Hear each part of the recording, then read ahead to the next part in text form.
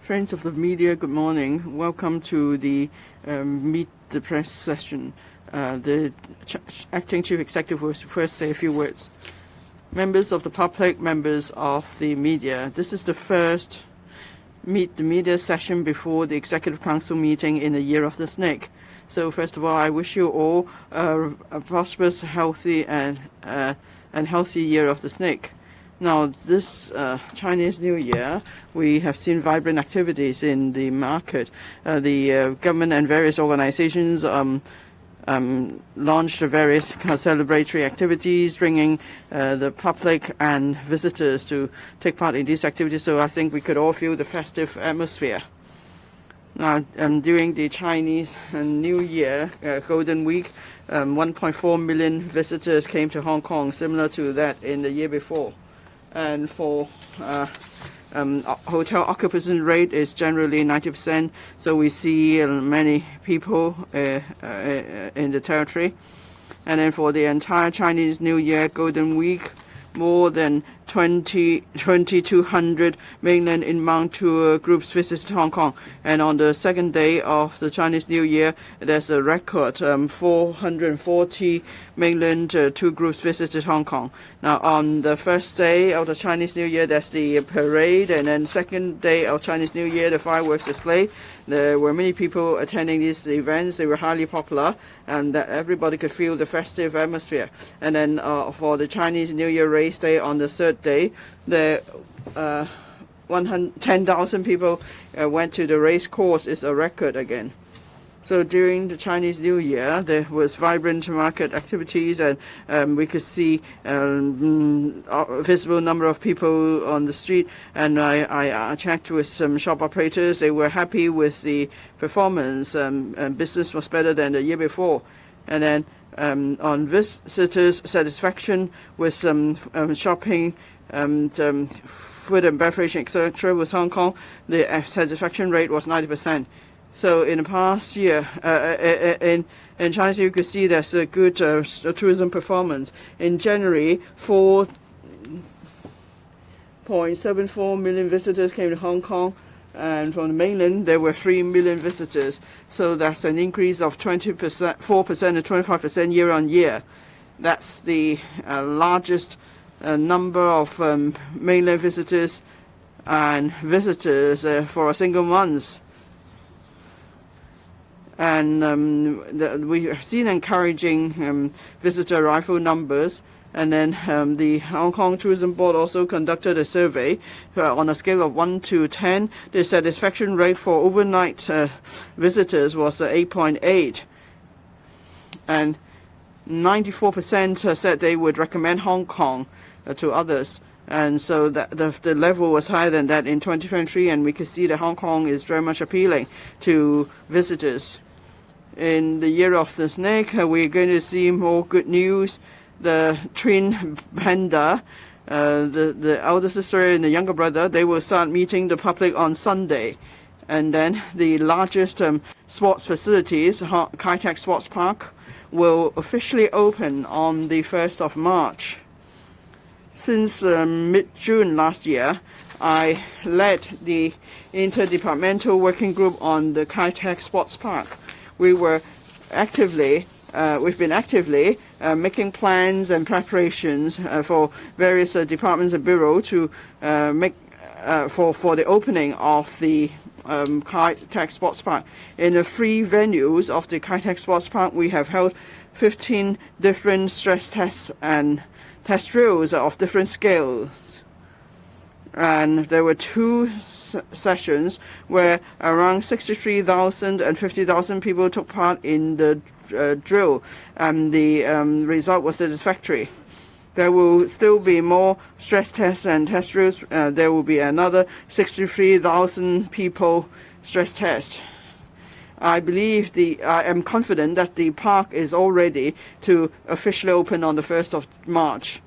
The official opening of the Kai Tak Sports Park is a historic moment for Hong Kong. The government and the Kai Tak Sports Park Company Limited will hold a grand opening ceremony at the evening on the 1st of March at the main stadium. There will be a special theme to link up different performances, and there will be large-scale dancing, sports events, performance, singing, and so on. These performances will link up a theme. That is,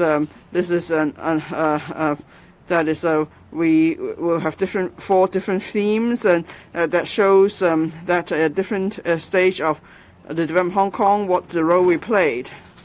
And then performers will come from all generations and age groups.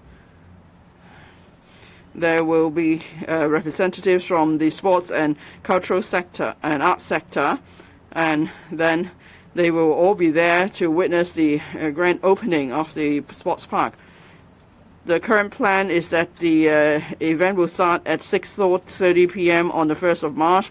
The event will last for about 4 hours, and 4 TV stations will be live broadcasting the opening performance. The CCTV Central TV will also be broadcasting the opening performance, and then that we are now making active preparation so as to present fabulous performance to the people of Hong Kong as well as people around the world, so they could enjoy the free performance either online or on TV. And we'll be announcing the details later on. Kai Tak Sports Park is the largest sports facilities in Hong Kong. So for Hong Kong people, mainland and global visitors, that will be a venue for recreation and leisure, catering and shopping.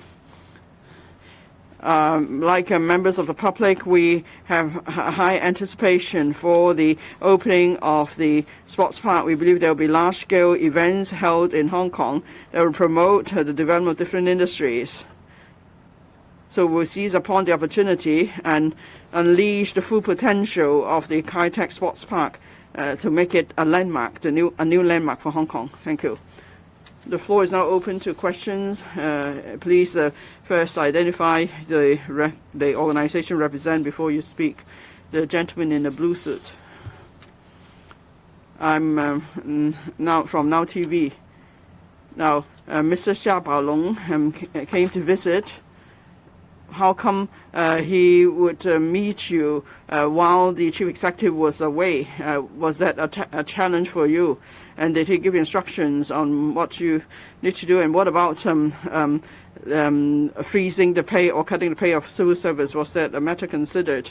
And then second point, the marathon case of wrong bibs being worn by some runners, would it affect our image as a place to hold mega sports events?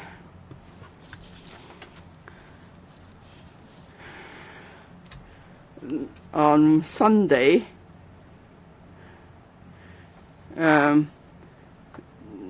Director Xia came to the Hetao Shenzhen Hong Kong Science and Technology Innovation Cooperation Zone for a visit. I and other government officials explained to him the latest development of the area and how we could better integrate with the mainland.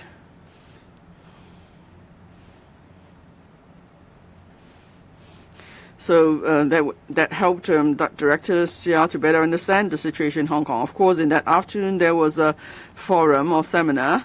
The Financial Secretary and other officials were all at the seminar to discuss the various issues about the future of Hong Kong. Director Xia expressed great concern for, great interest in Hong Kong. He on future financial development. As to how we could tie in with the development of the country and integrate with national development, Mr. Xia gave clear instructions. Now, there were also present Guangdong provincial officials. We all heard the instructions. We shared the same goal.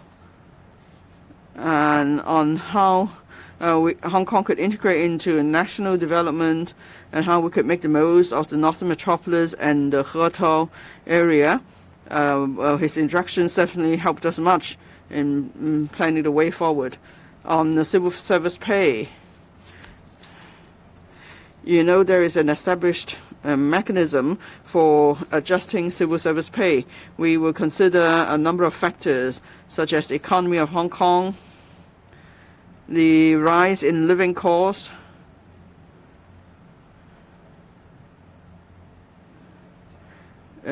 staff morale, and pay claims from civil servants. And after considering all the factors, we would come up with a proposal. And then the Chief Executive in Council will then approve the final pay proposal. So there is a stringent mechanism, and that's also time-honored. On the marathon incident, the relevant National Sports Association has conducted an investigation. On that day, a few runners took the wrong bib and put that on. There is actually no case of fraud. It's just a carelessness. Of course, we don't want that to happen again. Well, actually, on the bib, apart from the runner's number, that's the name of the runner. So the runner could just check whether that's actually his bib, and this could be avoided. But then perhaps for runners, they were already rather keen to start the running, and then they were probably busy warming up and so on. That's why this happened. But actually, they just needed to pay a bit more attention, and they would have noticed the wrong bib. But we don't believe there's any dishonesty involved. But in any case, we'll work with the Sports Association on how we could improve the arrangement, and then we'll remind runners to check the bib. That's the right number and the right name on it. In this case, it's just carelessness. Next question. The gentleman in the last row. Some English questions from RTHK. So first about HKMAO Director Xia Baolong's meeting with Hong Kong officials. How did the government address Mr. Xia's on matters such as a budget deficit that Hong Kong is facing? And secondly, has the SAR government formally filed a complaint to the World Trade Organization regarding U.S. tariffs on imports? And what further actions will the government consider to take in response to the Trump administration's move? Thank you. Thank you. Director Xia visited Hong Kong last Sunday, and he visited Hetao. And then I, together with other principal officials, reported to him the present situation of Hetao and also the future development of Hetao region. And then later on in the afternoon, the Financial Secretary, together with some principal officials, they attended a meeting in Guangdong, and then to report to Director Xia about the economic situation of Hong Kong. And Director Xia is very, very concerned about Hong Kong. He highly recognized the work of Hong Kong SAR government under the leadership of the Chief Executive, and he also directed that we should try our very best to integrate into the mainland's national policies, especially the Greater Bay Area initiative. I think this is very important to Hong Kong. And of course, I think this is a very good occasion for us to communicate with the Director Xia so that we have a clear understanding of how central government is thinking, and then especially how we should make a good cooperation with our Guangdong counterparts. And regarding the U.S., the tariffs on Hong Kong, I mean, I think this is absolutely inconsistent with the WTO, the rules. Of course, and also they have to totally disregard that Hong Kong is a separate customs territory. And we have And we will file a complaint to the WTO regarding this unreasonable arrangement. 好，最後一條提問。We'll take the last question. The lady on the right-hand side in white. I'm from TVB. The U.S. administration made a U-turn on its tariff policy on Hong Kong. What are the impacts on Hong Kong in relation to the tariffs? Also, after the ice hockey game, there was reports that Hong Kong athletes were attacked by the Turkmen players, but RTHK did not report on this news. In future, will the government follow suit after the Paris Olympics and purchase the broadcast rights of the games so that we can all share the results and achievements of the Hong Kong athletes? Firstly, the U.S. said it would impose a 10% tariff on Hong Kong parcels. We express strong disapproval to this arrangement because Hong Kong is a separate customs territory, and this arrangement is inconsistent with the rules of the WTO, the World Trade Organization. Therefore, we will file a complaint regarding this matter with the WTO. On this arrangement, all I can say is that their policies are mercurial. Yesterday, they said they would suspend the arrangement, and it's hard for us to adapt to the change. For members of the general public in Hong Kong who want to mail parcels to their relatives in the U.S., this is very inconvenient for them. The U.S. yesterday clarified that they would not impose a tariff on us at the moment, and that's why the Hong Kong Post has resumed the parcel services.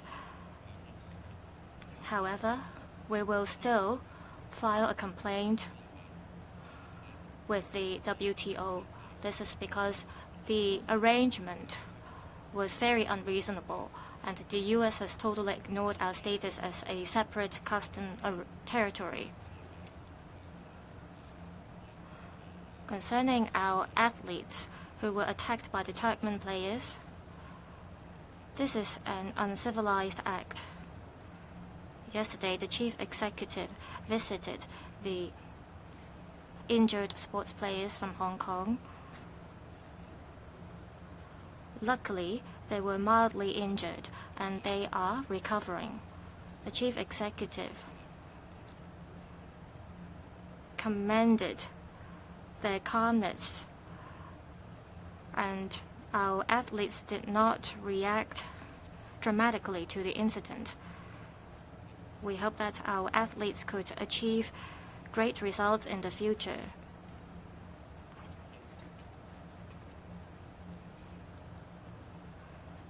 The organizer imposed penalty on the Turkmen players who attacked our athletes.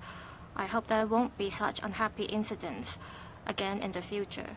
In relation to RTHK, it did broadcast the news about the incident, and the video you mentioned, I think it was also broadcast by other media.